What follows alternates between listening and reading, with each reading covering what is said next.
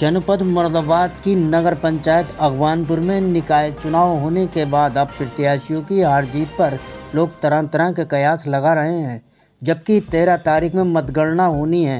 न जाने किस प्रत्याशी के सिर पर जीत का सेहरा बंधेगा। RN24 न्यूज़ ने जब लोगों की राय जाननी चाहिए तो बताया।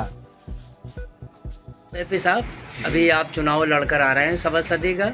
माशाल्लाह दूसरी बार आपने चुनाव लड़ा, एक बार आप जीत गए थे। अब की बार आपको कैसा लगता है? देखिए, सबसे पहले तो मैं आपके चैनल की तरफ से और आपको सबको मुबारकबाद दूंगा कि आपने बहुत ही अच्छा काम किया, क्योंकि आप सभी जगह सभी वार्डों में सभी प्रत्याशी के पास गए और आपने सबकी अलग अलग राय पूछी।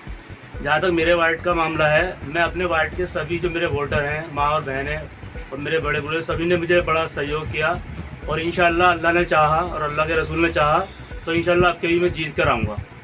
जी अच्छा, इस चेयरमैनों के बारे में क्या कहना चाहते हैं? किससे कांटे की टक्कर रही? देखिए, चेयरमैन का तो यह है कि जितने जो पुराने चेयरमैन हैं और जो नए चेयरमैन जो लड़े हैं, नए प्रत्याशी जी, मैं मानता हूँ सब में जो है कांटे की टक्कर रही है। बहुत बढ़िया टक्कर रही है इनमें और सभी अपनी अपनी जीत का दावा कर रहे हैं और इनके दावे सही भी हैं, क्योंकि इन लोगों ने पिछले 5 साल में बहुत मेहनत की है, लोगों के लिए बहुत काम आए हैं।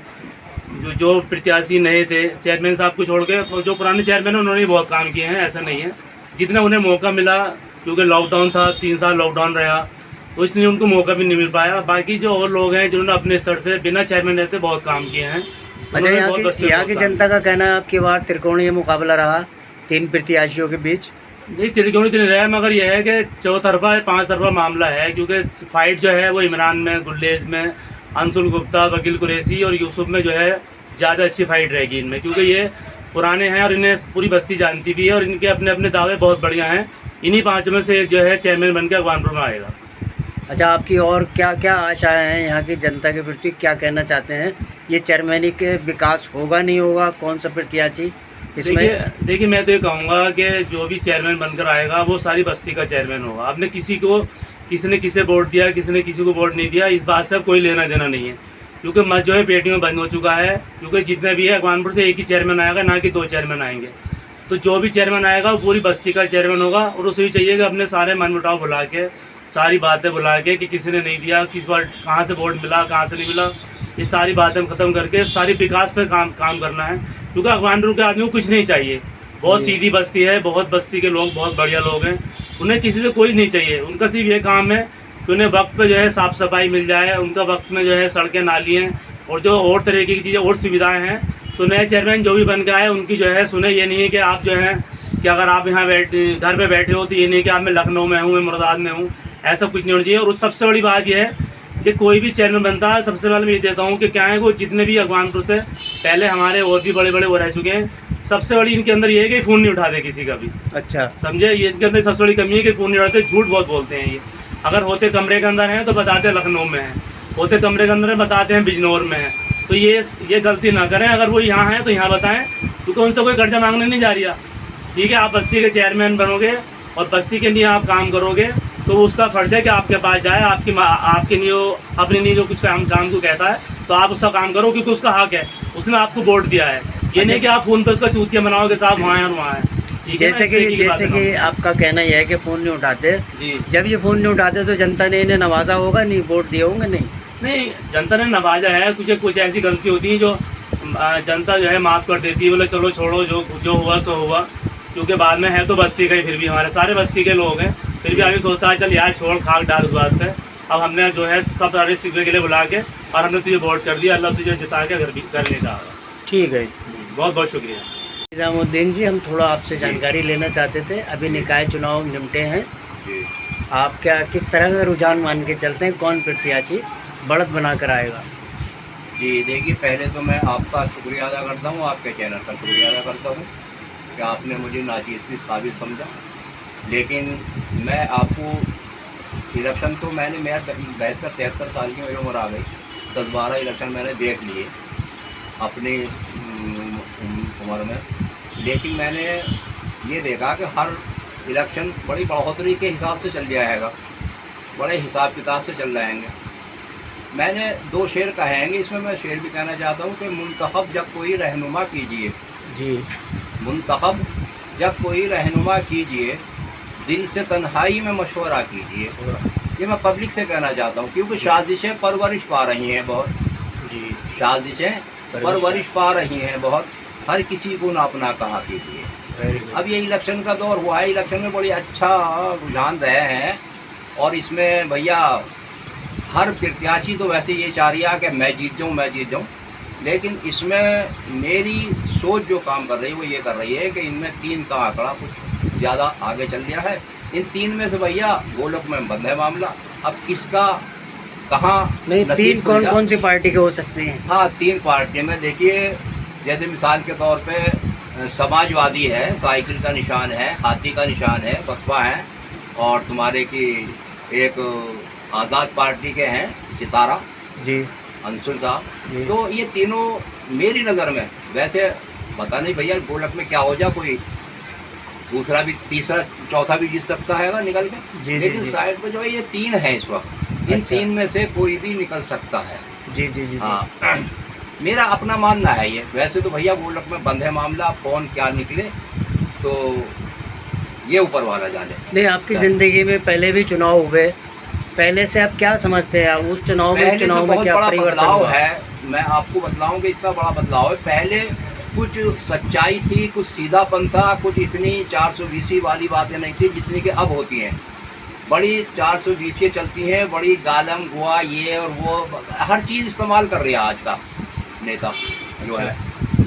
तो ये हिसाब किताब अब के इलेक्शनों में ये चीज़ ज़्यादा हो गई है कि पहले इलेक्शनों में ये चीज़ नहीं थी।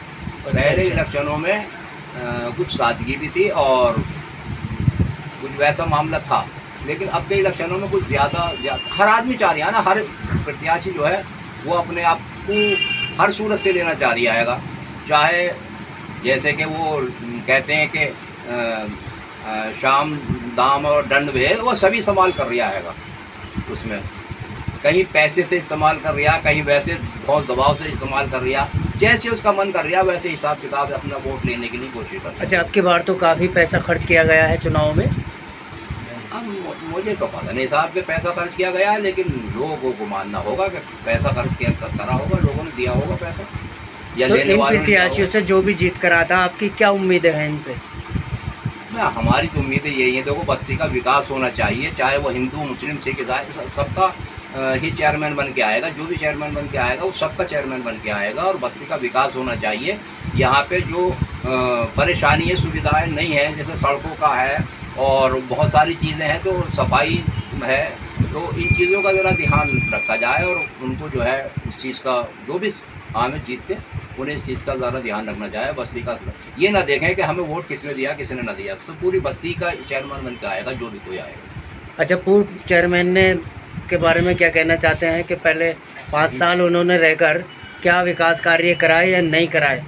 5 साल का उनका सफ़र कैसा रहा? देखिए साहब, मेरी नज़र में तो पहली बात तो ये उनका आपसी कुछ भी मामला हो, लेकिन मेरी नज़र में किसी गरीब को तो उसने सताया ना है जी। और दूसरी चीज़ ये कि उसने गरीबों की बहुत मदद करी हैगी, बड़ी लड़कियों की शादियाँ करवाई हैंगी, खाने दिए हैंगे, जहेज दिया हैगा उसने जी, समझे। बहुत काम उसने यहाँ बस्ती में ये काम करा हैगा, और किसी गरीब को ना सताया जी उसने। इसी बात तो हम कहेंगे, वैसे अल्लाह मालिक।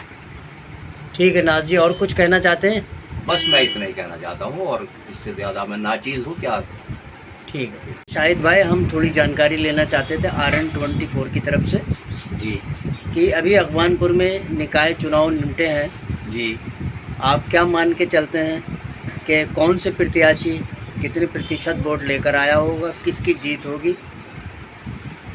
सबसे पहले मैं आपके न्यूज़ चैनल RN24 को मुबारकबाद देता हूं कि आप लोगों ने बहुत मेहनत की और बस्ती में जो है लोगों को सही बात बताई, इसके लिए मैं बार बार मुबारकबाद देता हूं। रही चुनाव की बात, चुनावी हलचल होती हैं, आंधी आती है चली जाती है।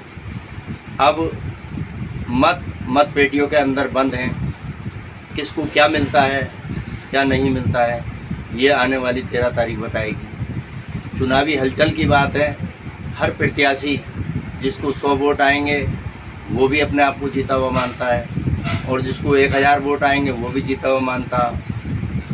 इस तरह से जो है आने वाला जो है 13 तारीख का मामला है। 13 तारीख को ये पता चल जाएगा किसके सर से सेरा बनता है। और मैं ये समझता हूँ कि ये जो लोग तरह तरह की अफवाहें और ये बातें कर रहे हैं कि हमने इसको वो दिया, हमने उसको वो लिया, इस तरह की बातों से बाज आएँ। इससे जो है बस्ती का माहौल ख़राब होता है। ये चीज़ें नहीं होनी चाहिए बस्ती के अंदर। बेज़रूरत बात नहीं करनी चाहिए। यहाँ भाईचारा है, हिंदू मुस्लिम सब लोग एक साथ मिलके एक दूसरे को वोट डालते हैं। यहाँ इस तरह की कोई भी बात नहीं है कि जो एक दूसरे से मनमुटाव हो। अब चुनाव है, चुनाव निमट जाएगा, सब एक दूसरे के साथ बैठेंगे, सब एक दूसरे से राय मशवरा करेंगे। अब किसी तरीके की कोई बात नहीं रहेगी। काफ़ी समय से आप राजनीति से जुड़े चले आ रहे हैं जी। आपको इतनी जानकारी तो होगी, किसकी किससे फाइट रही होगी? फाइट तो क्या है, अब फाइट का तो देखना पड़ेगा भाई। देखो आने वाला हर प्रत्याशी जो है वो अपने आप को जो है जीता हुआ मान रहा है। तो हम कैसे कहते हैं मत पेटी के अंदर बंद है। मेरे बैलेट पेपर को आप ये नहीं बता सकते मैं किसे वोट दे करके आया हूँ। तो लोग इस तरह के आंकड़े लगाना कि साहब हम जीत रहे हैं और हम हार रहे हैं, वो जीत लिया वो हार लिया, ये तो बेकार की बातें हैं। आने वाला वक्त बताएगा। यहाँ की जनता का कहना है कि त्रिकोणीय मुकाबला रहा है यहाँ पर। हाँ कह रहे हैं लोग, 3 प्रत्याशियों के बीच। हाँ कह रहे हैं लोग। तो इसमें मजबूत किसे मान के चलते हैं? मजबूत किसे मान के चलते हैं? 3 प्रत्याशी अपने आप को फाइट में मान रहे हैं, समझे। अब देखो भाई किसको क्या होता है। हो सकता है कि 3 के चक्कर में कोई चौथा बाजी मार जाए। अच्छा, यहाँ की जनता किस तरीके का विकास चाहती है? यहाँ ये है कि भाई देखो ये साफ़ सफाई हो, सड़कें बने। हम तो आने वाले जो भी चेयरमैन बनेगा भाई वो पूरी बस्ती का चेयरमैन होगा। जिसने उसे वोट किया है उसे भी और जिसने नहीं किया है उसको भी, वो तो सारी बस्ती का चेयरमैन होगा। और मैं ये समझता हूँ कि किसी भी चेयरमैन आने वाले को ये मनमुटाव अपने मन के अंदर नहीं रखना चाहिए कि मुझे इसने वोट दिया इसने नहीं दिया। क्योंकि वो जिसने उसे दिया वो भी और जिसने नहीं दिया वो भी, अब वो पूरे अफगानपुर का चेयरमैन है। तो मैं ये चाहता हूँ कि बस्ती के अंदर भाईचारा बना रहे और साफ़ सफाई सड़कें सही तरीके से बने, और बस यही मैं चाहता हूँ। ठीक है।